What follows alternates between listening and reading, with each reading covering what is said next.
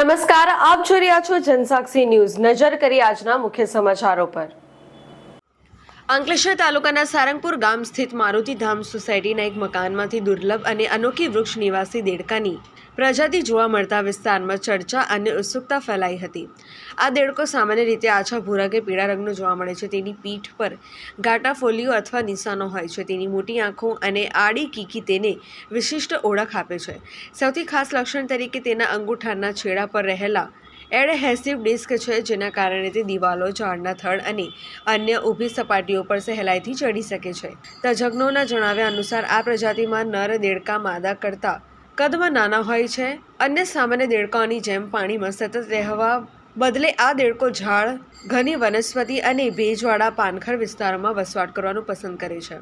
ખાસ વાત એ છે કે તે માનવ રહેઠાણોની નજીક પણ જોવા મળે છે, જેમ કે બાથરૂમની દિવાલો, પડદા પાછળ કે કપડાની આડમાં। આ પ્રજાતિની એક અનોખી વિશેષતા એ છે કે સમય અને પરિસ્થિતિ અનુસાર તે પોતાનો રંગ અને ચામડીના નિશાનો બદલવાની ક્ષમતા ધરાવે છે।